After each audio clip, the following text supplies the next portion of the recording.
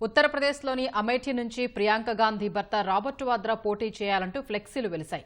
అమేఠీ, గౌరీగంజ్లోని కాంగ్రెస్ కార్యాలయాల బయట అబ్ కీ బార్ రాబర్ట్ వాద్రా అన్న ఫ్లెక్సీలు ప్రత్యక్షమయ్యాయి.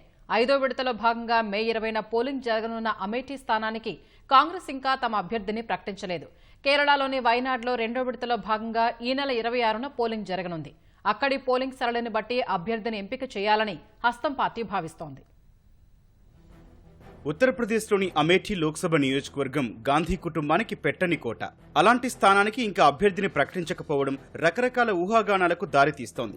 అమేఠీ ప్రజలు తన ప్రాతినిధ్యాన్ని కోరుకుంటున్నారని, ఇక్కడ తన అభ్యర్థిత్వంపై సరైన సమయంలో పార్టీ నిర్ణయం తీసుకుంటుందని ఇటీవల ప్రియాంక గాంధీ భర్త రాబర్ట్ వాద్రా వ్యాఖ్యానించారు. అందుకు అనుగుణంగానే అమేఠీ, గౌరీగంజ్లోని కాంగ్రెస్ కార్యాలయాల బయట అబ్ కీ బార్ రాబర్ట్ వాద్రా అన్న ఫ్లెక్సీలు ప్రత్యక్షమయ్యాయి. అమేఠీ నుంచి రాబర్ట్ వాద్రా పోటీ చేయాలంటూ ఫ్లెక్సీల్లో వ్యాఖ్యలు జోడించారు. 5వ విడతలో భాగంగా అమేఠీ స్థానానికి మే 20న ఎన్నిక జరగనుండగా నామినేషన్ దాఖలు చేసేందుకు మే 3 వరకు గడువుంది. ఈ నెల 26న రాహుల్ గాంధీ పోటీ చేస్తున్న వైనాడ్కు పోలింగ్ జరగనుంది. అక్కడ పోలింగ్ సరళిని బట్టి అమేఠీ స్థానానికి అభ్యర్థిని ఎంపిక చేయాలని కాంగ్రెస్ పార్టీ భావిస్తున్నట్లు తెలుస్తోంది. దీంతో అమేఠీపై రోజుకొక వార్త తెరపైకొస్తోంది.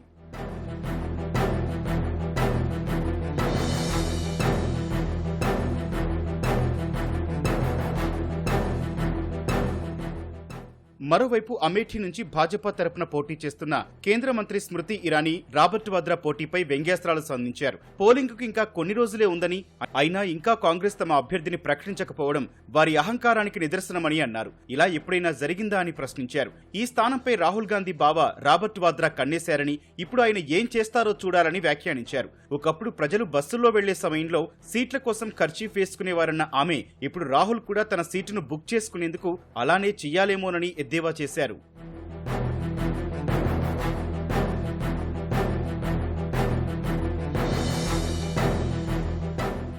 అమేఠీ నియోజకవర్గం నుంచి గతంలో సంజయ్ గాంధీ, రాజీవ్ గాంధీ, సోనియా గాంధీ, రాహుల్ గాంధీలు పోటీ చేసి గెలుపొందారు. అయితే 2019లో రాహుల్ గాంధీ కేంద్ర మంత్రి స్మృతి ఇరానీ చేతిలో ఓడిపోయారు. ఆ ఎన్నికల్లో స్మృతి ఇరానీ 55,000 ఓట్ల మెజార్టీతో గెలుపొందారు. అయితే కేరళలోని వైనాడ్లో రాహుల్ భారీ మెజార్టీతో గెలుపొందారు. మళ్లీ వైనాడ్ నుంచి పోటీ చేస్తున్నారు. అటు ఇప్పటి వరకు సోనియా గాంధీ ప్రాతినిధ్యం వహించిన రాయ్బరేలీ నుంచి రాబర్ట్ వాద్రా సతీమణి, కాంగ్రెస్ ప్రధాన కార్యదర్శి ప్రియాంక గాంధీ బరిలోకి దిగనున్నట్లు జోరుగా ప్రచారం జరుగుతోంది. దీనిపైన హస్తం పార్టీ ఇంకా స్పష్టతనివ్వలేదు. ప్రత్యక్ష ఎన్నికలకు దూరమైన సోనియా రాజస్థాన్ నుంచి రాజ్యసభకు ఎన్నికయ్యారు. ఈ నేపథ్యంలో రాయ్బరేలీ నుంచి ఎవరు పోటీ చేస్తారు అనే దానిపై ఉత్కంఠ కొనసాగుతోంది. త్వరలోనే ఈ 2 స్థానాలకు కాంగ్రెస్ అభ్యర్థులను ఖరారు చేయనున్నట్టు తెలుస్తోంది.